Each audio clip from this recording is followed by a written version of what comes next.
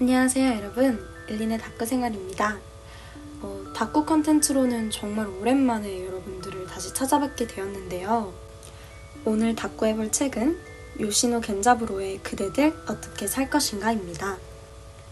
미야자키 하야오가 이 책을 원작으로 그대들은 어떻게 살 것인가 라는 지브리 영화를 만들어서 책이 같이 화제가 되기도 했었죠.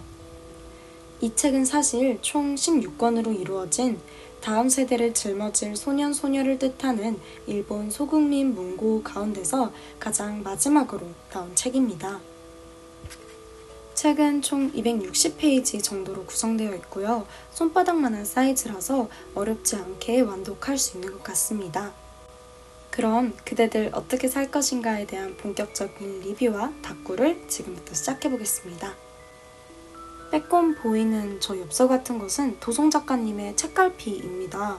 책이랑 잘 어울리는 것 같아서 읽는 내내 제가 읽은 부분까지 꽂아두는 용도로 사용했었어요. 먼저 책의 표지색에 맞춰서 하늘색 바탕 배경지를 꺼내줄게요.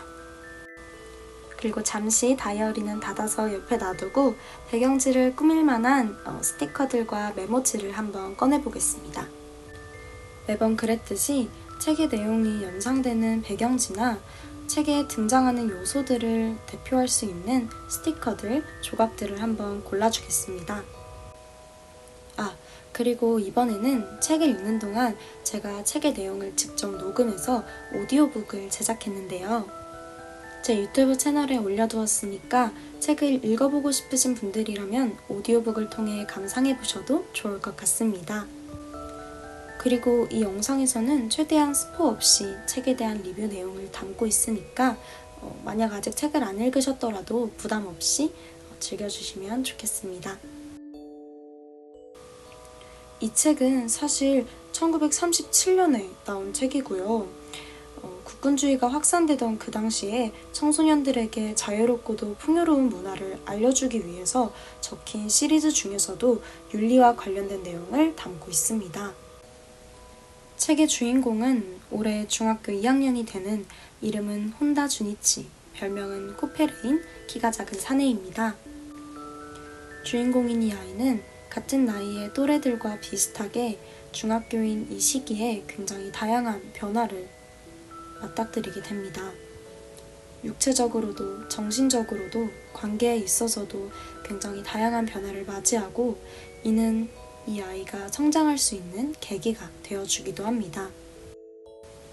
첫 번째 장에서는 도쿄 시내의 많고 많은 사람들을 보면서 드는 생각을, 두 번째 장에서는 반에서 괴롭힘을 당하는 친구와 용감한 한 친구를 보면서 드는 생각을, 그리고 세 번째 장에서는 아버지만큼 의지하는 외삼촌이 들려준 뉴턴의 사과 이야기를 들으면서 사람들의 관계에 대해 드는 생각을 이야기하고 있습니다. 주인공인 코페르에게는 3명의 아주 친한 친구들이 있는데요. 처음으로 미즈타니는 초등학생 때부터 어울려 지내던 가장 친한 단짝 친구입니다. 두 번째는 앞서 언급했던 괴롭힘을 당한 친구 우라가와로 이번 학기에 들어서서 같은 반 친구가 되었고, 우라가와에게 흥미를 보였던 코페르는 우연한 기회로 우라가와의 집을 찾아갔다가 굉장히 친해지게 됩니다. 마지막 멤버는 갓진이라고도 불리는 기타미, 제가 가장 좋아하는 이 책 속의 인물이기도 한데요. 우라가와가 괴롭힘을 당할 때 용감하게 나서줬던 친구가 바로 기타미입니다. 네 친구들은 서로의 집을 방문하기도 하고 서로의 가족들과 함께 식사를 하기도 하며 더욱더 깊은 오해를 나누게 됩니다. 그리고 다 같이 미즈타니의 집을 방문한 어느 날 그의 누나인 가스코가 해주는 영웅 심리에 대한 이야기를 듣고 내 친구들은 큰 흥미에 빠지게 됩니다. 이렇게 아이들은 의미 있는 삶, 사회에 도움이 되는 인물이란 무엇일까에 대해서 생각하면서 정신적으로 크게 성장을 하게 되고 겨울을 맞이하게 됩니다. 그리고 내 친구들은 눈 내리는 한겨울에 아주 큰 사건을 맞이하게 되는데요. 구체적으로 무슨 일이었는지는 스포하지 않겠지만 힌트를 드리자면 제가 다이어리에 꼭 붙일 4개의 눈사람과 깊은 연관이 있습니다. 자, 이제 관련 있는 요소들은 대충 다 꺼내준 것 같으니 꺼내준 스티커들을 잠시 정리하고 본격적으로 배경지를 꾸며줘 볼게요. 책에서 언급됐던 요소들인 유부, 외삼촌의 일기장, 눈사람과 눈, 뉴턴의 사과, 아팠던 코페르, 열심히 공부하던 우라가와, 새로 받은 코페르의 노트, 눈싸움, 야구 중계 라디오, 노란 수선화 등등을 스티커로 표현해봤습니다. 이 요소들이 책에서 어떤 역할을 하는지 궁금하시다면 책의 내용을 읽어봐야겠죠? 그리고 책은 어른들이 코페르에게 해주고 싶은 2가지 이야기가 전개된 이후에 마무리가 되게 됩니다. 사실 굉장히 읽고 싶었던 책이라 무작정 사서 읽어봤는데 어떤 주제의 내용인지는 저도 전혀 모르고 읽기 시작을 했거든요.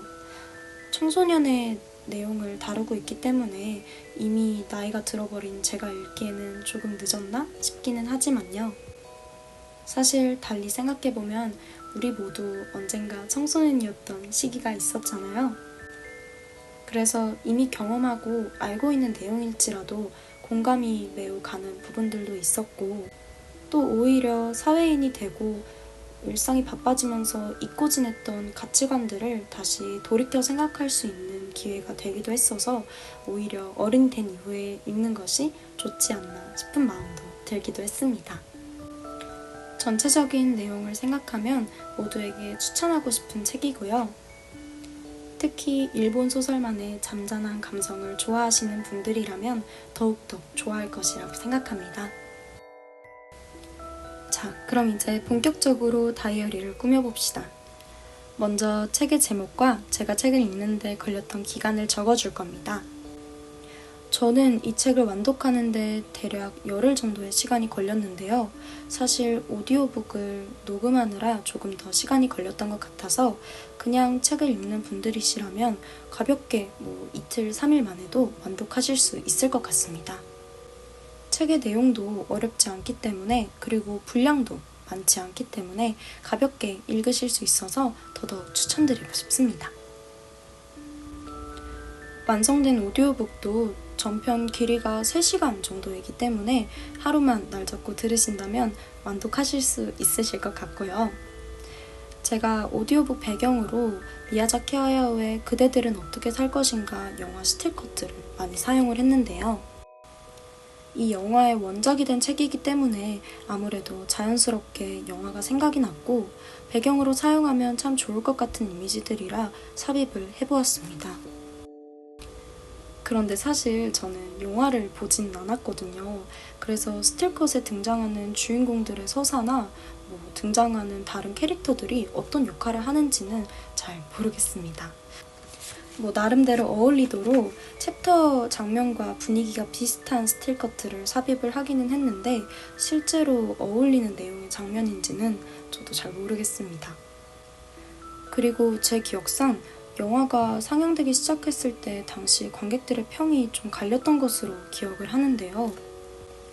메시지가 꽤나 추상적이고 해석하기 어렵다는 반응들이 많았던 것 같아요.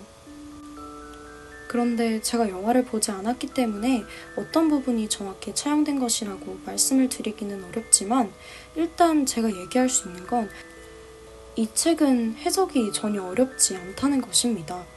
완전히 다른 내용인 것 같기도 하더라고요. 약간의 스포를 하나 드리자면 이 책에는 일단 새가 등장하지 않습니다.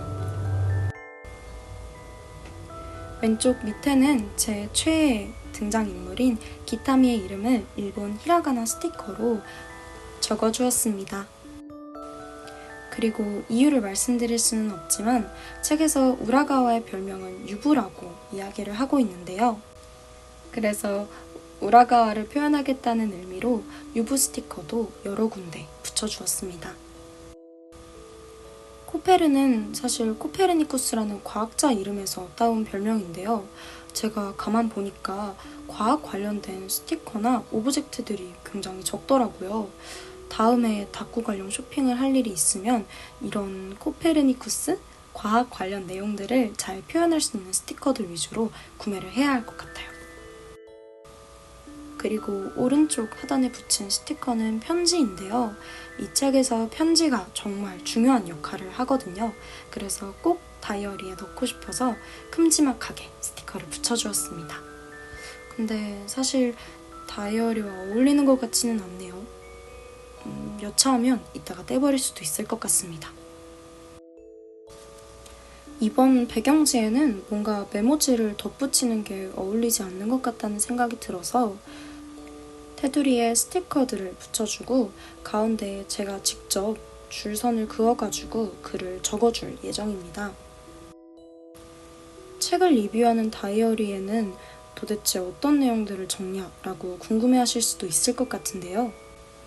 제 감상평을 남기기도 하고 인상 깊은 구절들을 적기도 하고요.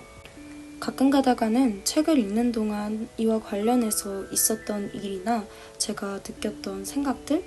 그런 것들을 적어놓기도 합니다. 이번에는 이 책 자체에 관련된 이야기뿐만 아니라 이 책으로 오디오북을 제작한 것도 저에게는 굉장히 큰 경험이었기 때문에 오디오북을 제작하고 채널에 업로드한 것에 대한 이야기도 적어 놓았습니다. 오디오북과 관련된 에피소드를 하나 말씀드리자면요. 사실 재밌을지는 모르겠지만 편집을 다 하고 나니까 3시간 정도의 분량이었고 이를 인코딩하는 데만도 꽤 오랜 시간이 걸렸거든요. 그래서 밤 11시, 12시쯤이 다 돼서야 영상 편집을 완성했던 것 같아요. 그리고 그 다음에 유튜브에 업로드를 하려고 업로드 버튼을 누르고 기다리기 시작을 했는데 당연히 오래 걸릴 걸 어느 정도 예상은 했지만 2시간, 3시간이 지나도 업로드가 안 되는 것뿐만 아니라 아예 업로드 중이라는 퍼센트 자체가 움직이지를 않는 거예요. 그래서 엄청 오래 걸리려나 보다 싶어가지고 그냥 아이패드를 놔두고 자러 갔고 다음날 아침에 확인을 해봤는데 아침에 확인을 해도 25%도 업로드가 안 돼 있는 거예요. 3시간짜리 되는 영상을 업로드 해본 적이 없어서 몰랐는데 이렇게까지 오래 걸릴 줄은 진짜 몰랐어요. 그리고 사실 다꾸 영상을 편집 중인 지금도 오디오북 영상이 업로드가 안 됐거든요. 다꾸 영상을 업로드하기 전에는 마무리가 됐으면 좋겠는데 도대체 얼마나 걸릴 건지 알 수가 없네요. 왼쪽 페이지에는 앞서 말씀드렸던 것처럼 오디오북 제작기에 대한 이야기, 그리고 제가 책을 읽으면서 느꼈던 감정들에 대해서 적어주었고요. 오른쪽 페이지에는 이제 책을 읽으면서 제가 인상 깊었다고 느꼈던 구절들을 옮겨 적어줄게요. 아무리 인상 깊은 구절이었어도 책을 다 읽은 후에는 그 책을 다시 펼쳐서 들여다보기가 쉽지 않기 때문에 이렇게 다이어리에 옮겨 적어놓고 한데 모아서 정리를 해두면 훨씬 더 기억에도 남고 나중에 찾아보기에도 좋은 것 같아요. 저는 특히 나는 온 세계 사람들이 서로 친한 친구처럼 사이좋게 지냈으면 좋겠어요 라는 이 구절이 마음에 들었는데요. 제 안에도 아직 낭만과 동심, 순수함 같은 게 남아있어서 그런지 이 구절이 유독 와닿더라고요. 여러분들도 꼭 다이어리를 꾸면서가 아니더라도 따로 독서 노트 같은 것을 만들어서 이렇게 인상 깊은 구절들을 기록하는 습관을 가져보면 어떨까 추천드립니다. 그럼 이제 남은 인상 깊은 구절들을 마저 적고 다이어리 꾸미기를 마무리해볼게요.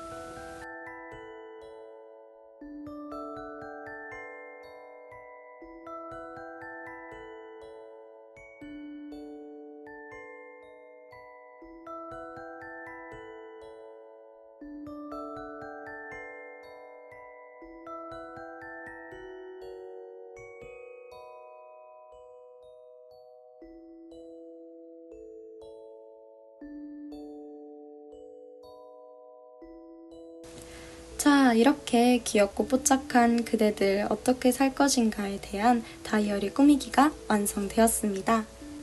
다이어리에 끼워놓고 보니까 더 예쁘지 않나요? 제가 아까 말씀드렸던 일기장, 눈사람, 사과 등등의 요소들이 오밀조밀하게 페이지에 전부 다 들어가 있답니다. 그럼 오늘의 영상은 여기까지입니다. 시청해주셔서 감사해요. 안녕. 있습니다.